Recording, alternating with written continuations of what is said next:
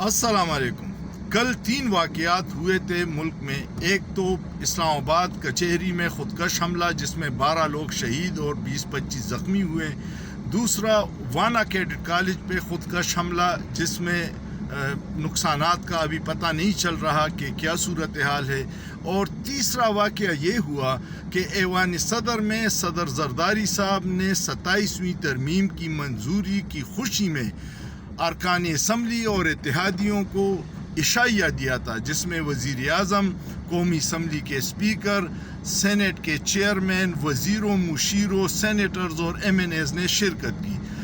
آپ اندازہ لگائیے کہ ایک طرف ملک میں امن و امان کی کیا صورتحال ہے اور دوسری طرف اشرافیہ جو ہے حکمران وہ عیاشیوں میں ہیں، ان کو عوام کے جان و مال سے کوئی لینا دینا نہیں ہے۔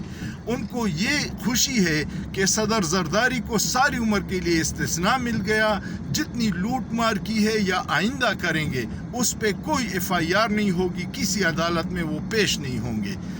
یہ بڑی بدقسمتی ہے کہ جب آپ نااہلوں کو مسلط کریں گے، جعلی فارم 47 کی اسمبلی سے ایسے قوانین بنائیں گے جو شخصیات کے لیے ہوگی، جس میں عوام اور پاکستان کا کوئی مفاد نہیں ہے، تو پھر یہی حال ہوگا جو ہمارا ہے۔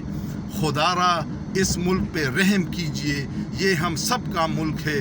25 کروڑ عوام بھیڑ بکریاں ہیں اور 5% اشرافیاں ظالم اور عیاش۔